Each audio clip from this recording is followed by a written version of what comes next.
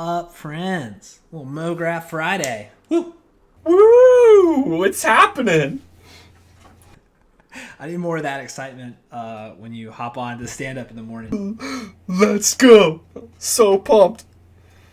All I've been doing today is talking for like the last 6 hours, I feel like. So I'll just keep it on. Keep it on, I guess, on this one. Yeah, and it plays really perfectly into the topic, so that's great. Yeah, I think that's really good. A lot of really fun things to talk about today. So we'll give it a few more minutes to let folks trickle in. Then we can jump into things. Any fun plans this weekend, Jay? No. No, we're probably just gonna be hanging out. My parents were in town for a part of this week, so we'll probably just be kind of kicking it. Nice. That sounds great. Yeah, low-key weekend sounds kind of nice. Dash is actually going to be like super busy. Amidst this pandemic, we haven't really seen each other too much, which is, sad face. So on Saturday, we're doing a little safety outdoor activity at a park where we're going to get up and hang out for a little bit, which will be fun. And then on Sunday, we're actually doing a live action shoot, which is really exciting. We don't do a ton of those as a studio. I would say probably about 10% of the work that we take on has a live action component, but we still do some from time to time. So definitely still a busy weekend, which will be fun though. Yeah, nice. All right, perfect. Well, as folks trickle in, we can go ahead and get started, I think, Jay. Like we've done previously, my name is Matt Garrison. I'm one of the co-founders and executive producers at Dash, a high-end animation and motion design studio located in Raleigh, North Carolina.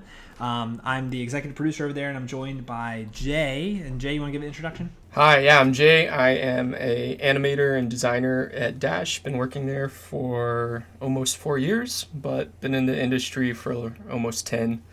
Yeah.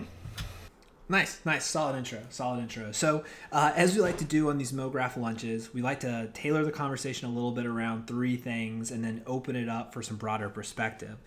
So I call them NPGs. So we have news, projects, and then just general industry topics. And so today what I thought we could talk about was co-motion for just general news, which is ongoing right now. I actually just literally came from a portfolio review a second ago. So we can talk about co-motion and dovetail that into just, conferences in general, cough, dash, bash.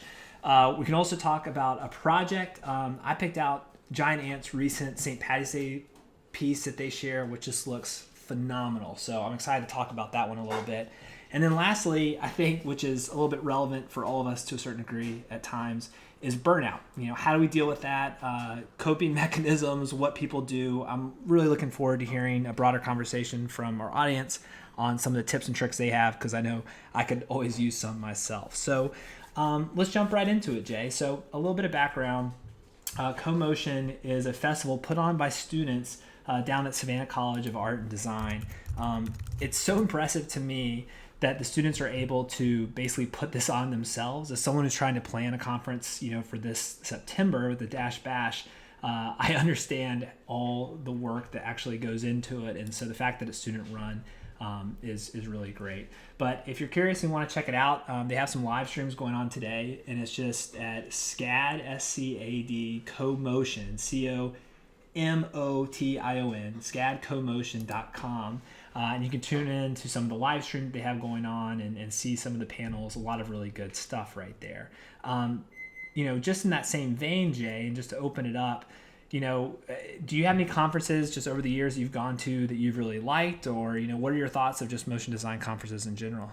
Oh, yeah, sure. Well, to be honest, I've really only been to two big ones, or two in general. I've been to the one in Chicago, of which I'm blanking on right now. Half res. I've been to Half Res several times, and I love that one. That one's super fun. And then Blend, the last Blend festival was the other one that I've been to. Yeah. I think, to me, it's like I almost took for granted how much I enjoyed hanging out with people. Looking back at those conferences, particularly Blend was the last one that I think I went to. Just how special it was, and just like looking back after a year of feeling so disconnected, I'm really looking forward to the festival scene, and I know this comes across as self-promotion with the Dash Bash, but one of the reasons we had planned that originally for last year was to coincide with our 5-year anniversary at Dash. But really, we started to think about what this industry really means to us as a company. And being a studio located in Raleigh, North Carolina, we found ourselves really needing to be active, to connect with other people, to find the right freelancers, to find the right clients. And we really found that we got a lot out of some of these conferences that we had gone to, whether that was Blend Fest or we had gone to Style Frames, or for some of the older folks, remember the F5 conferences that have been going on. I mean, all those things were just so nice because you really got to put a face to a name. We're always kind of shielded a little bit behind the veil of Twitters and Instagrams and stuff. And so I feel like personally, one of the things that has made this industry so great is that connection, right? We all have a lot of the similar interests. It's so funny to me how I feel like when I go hang out with any motion designer or anyone in our industry, there's already a certain level of understanding of the other person because we're all relatively similar. And so it's just so easy to make friends. You have these institutions like college, or your workspace or whatever. And so it's rare to find a community where you can just as easily make friends. But every time I go to these festivals and I meet these people, it's just like immediate clicks, Yeah, 100%. Yeah, I feel like the people that I keep up with most in the industry are people that I've either worked with, like via freelance or at Dash, but also people that I've met at the studio. There's definitely something to that, just interpersonal meeting of people that sort of ties you together. And I think particularly, there's going to be this big surge once we kind of get through this pandemic and kind of get back to some normalcy of just wanting that human connection. I feel the Dash Bash, we're planning on it being amazing. We're currently planning on it being in person, but we're also working on contingency plans if that can't be the case. But, I feel like half of it, almost more important than, who's speaking or who's going to be, the keynote speaker. It's more just about finding an area where we can get everyone together just to hang out for a little bit, So I'm really excited about that. Yeah, 100%. I think from just my experience with festivals, some of the things that I've really enjoyed over the years have been more of the interaction side of things. Even thinking about the way you structure a festival, what we're considering for the Dash Bash, as well as hopefully what other people are considering as well, is more time for the hangouts. I think about festivals that I've been to where you're kind of jam-packed in with speaker after speaker after speaker. And not to take anything away from that, because there's a lot to be learned. But I feel like a lot of reasons people go to this stuff is they want to connect with the industry. So the ones that resonate with me are ones where there was opportunity for us to hang out and meet other people and just kind of talk shop. And so we're considering that for this upcoming one. And I think with CoMotion that's going on right now, one of the things they've done really well is, at least the in-person ones in the past, you had those moments where you could kind of hang out. But I also like that we get to know the students a little bit too. We're coming out of a portfolio review where we get to sit down and see some of the next generation of motion designers coming out. And Jay, I tell you, they are so talented. I know, man. I can even give it. It just blows my mind how talented some of these folks are that are coming out of school. I just had great conversations. I'll give them a shout out here.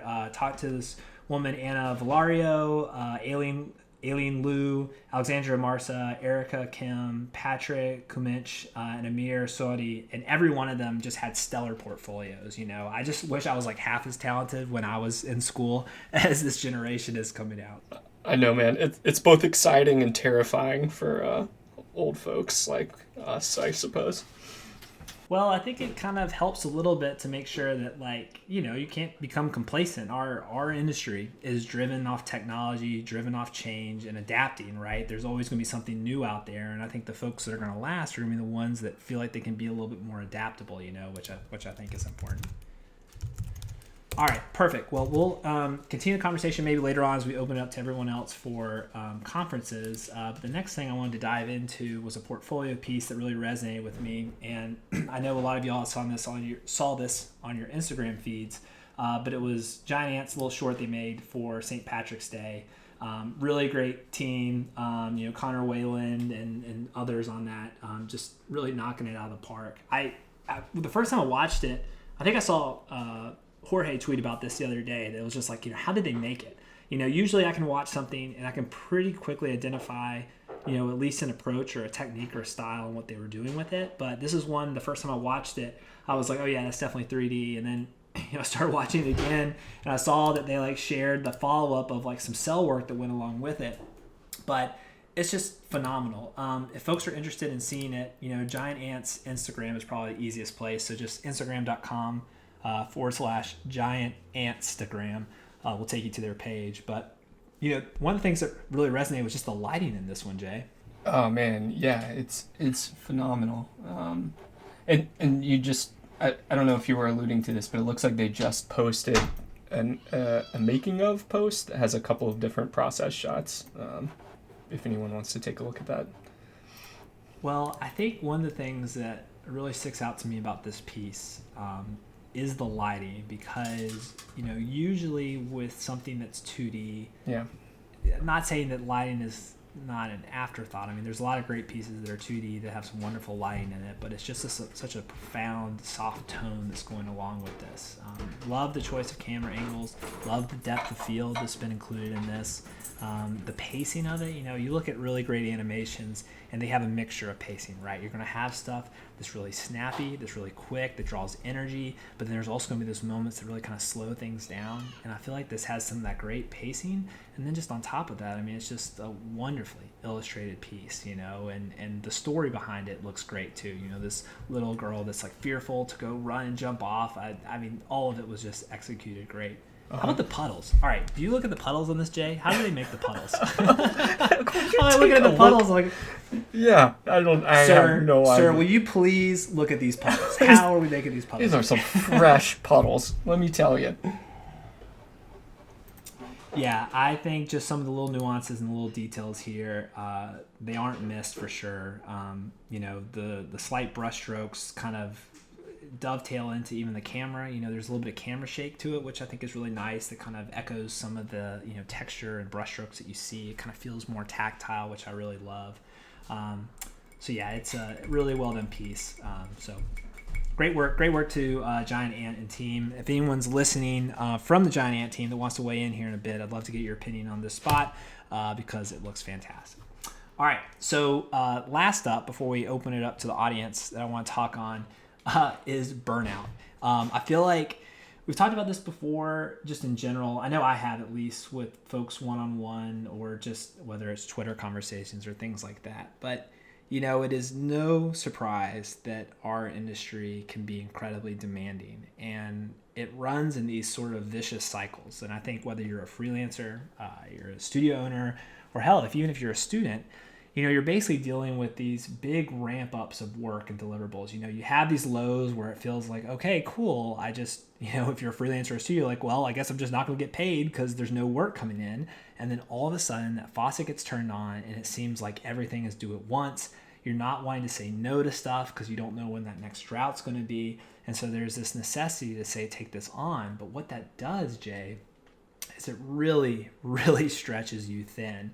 And I think one thing that's just been hard is like, how do you cope with that? In full transparency, as a studio owner, I think a lot of folks will look at studios and they'll say like, wow, they really got it together. They figured it out. And I think Dash has done a good job at that. But, if I'm being honest, there are definitely days where I feel stressed out. I remember the days as a freelancer, but I think even as a studio owner, trying to make payroll, looking ahead at that blank month of just not a lot coming in and feeling this necessity to kind of push and take on more work when it comes. I mean, there's just a lot of stress. And then I think also in that same regard, it can be tough when you feel like some projects you're taking on just feel really similar. I think variety is always helpful, but if you get stuck in working on some projects that either, you're not really into, or it's a quick succession of the similar style of projects, it just can be really overwhelming, and that burnout creeps in, Yeah, definitely. It was funny, like, us talking beforehand, too, coming up with ideas for this episode and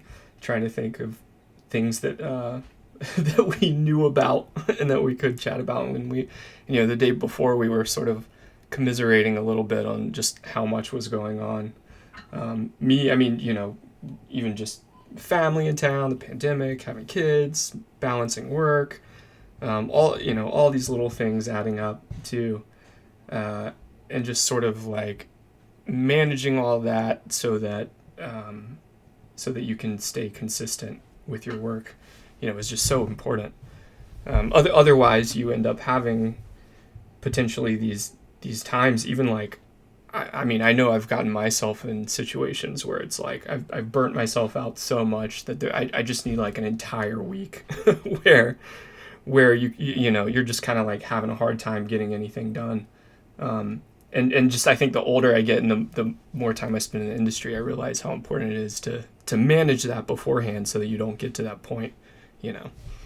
Well, that's a really great point, Jay. I think, something that you just addressed that I wasn't really talking on was even just, outside of your design and animation, the life that you're living has its own stresses. I mean, this pandemic has put people in precarious situations, whether it's, parents that are having to work from home, take care of the kids, juggle that and a job. I think hopefully all the studios out there have been recognizing of that, but like, you know, I'm not having to deal with taking care of kids right now. And I feel lucky in that regard because I know how depleted I can feel at the end of the day. Whereas when design and these deadlines are so demanding and you have kids like you do, Jay, or folks who are listening, that is incredibly tough because you feel like you need to bring that same energy, if not more, to your kids. You don't want to be like, just drowned and have no energy for them. I mean, I don't know. How have you done it? I mean, do you have anything that you and your wife Amanda have been doing to kind of keep that energy up, with little Griffin? I don't know that I've been doing as good as I should have, but I think that for me, it's all just been sort of like the basic stuff, Um, I don't know about anyone else listening, but especially like working from home, sometimes it's hard to stay on like a schedule or sort of like, remember to eat, remember to take a break for lunch, go to bed early, like get outside. It's all those sort of basic things that I've been kind of trying to, keep up with and make sure that I'm doing. And I definitely notice that when I'm doing a good job of that, everything seems to go a lot smoother. I feel like I have struggled with the outside of work area. Like I said, I don't have kids, but, I have friends, I have family, and, just the toll it's taken on me trying to get work done and hit deadlines that after hours, it takes everything in me to like just go lay on the couch and like scroll TikTok videos. I mean, it's bad, and for a while I felt really guilty about not texting friends or like leaving people hanging. I don't know if anyone else experienced this. This feels like a therapy session a little bit, but I feel like, there have been times where people have reached out to me to try to connect and I just didn't respond or didn't get back to them, or I had emails that were hanging that just never responded to. And I felt so guilty about that for a while. And I keep kind of reminding myself that like, look, it's the pandemic. Everyone's doing everything they can just to keep moving forward. And that even if you aren't being Johnny on the spot with your responses, that's okay. That hopefully you can still reach out to your friends later on and people will get it, But there's definitely been a disconnect. I know my girlfriend Molly and I, we've been taking the pandemic as far as like social distancing pretty seriously. But even within our own group of friends, who under an umbrella are all taking it seriously, there's still different degrees of that. I have some friends who will only meet up outside with masks on. And I have some friends who are like, hey, it's just a small group, we can come inside. And, for us, we've been the ones that have been like, well, we'll only feel comfortable doing something outside. And so as a result, we just haven't done much with anybody. So this past year, just really not having that connection, feeling a little bit overwhelmed and kind of burned out with work, it definitely weighs on you, I think, for sure. Yeah. So I know for you've been doing a lot of like, definitely like getting outside more, it seems like. Mm-hmm. Right. Oh yeah, I've gone on my my old man walks. That's what I call them. Yeah. I'm up with the early birds with my coffee, waving it like the 70-year-old retirees walking around my neighborhood. No, I love it. I think that's a great, it's a great like healthy way of dealing with it for sure. Yeah, I know for me personally, ways that I've kind of coped with it is definitely getting outside. That's been a big thing for me. I know when I'm not animating or directing or producing, I like to be away from the computer. I'm a big on hikes, so I've just been doing kind of local or regional trips. That's been a lot of help. I've like been talking on the phone a little bit more, which is like so interesting. I've never been like a phone talker, but like, just trying to touch base with folks when I can. So like, understanding that people may be reaching out, I may not be responding, but if I find myself a little downtime, be like, you know what, I'm just going to check in on my friend, see how they're doing, right? And sometimes I call them, leave a message, maybe they don't respond, but knowing that that's okay again, and just trying to like touch base with folks when I can, I found that being helpful. And then just lastly, just trying to like really make use of my weekends. It's so hard in this industry because stuff can have a tendency to bleed over. From a studio perspective, I'm always planning ahead for the next week. But even from a freelancer perspective, freelancers almost have it worse to a certain degree because like sometimes they're getting booked up on the weekends. And so really finding that time to give yourself a breather is so critical. Yeah, definitely. You kind of, this is a little bit tangential, but like, just thinking about what we were talking about before of going to the conferences and stuff. I feel like before that definitely played a part into this conversation about burnout, making sure that you're participating in those things, at least for me, was really helpful. Even though it's still in a way sort of like working in the industry, I guess it feels a little bit like a break, like getting away and getting sort of like a refresh, Mm-hmm. I don't know. Mm-hmm.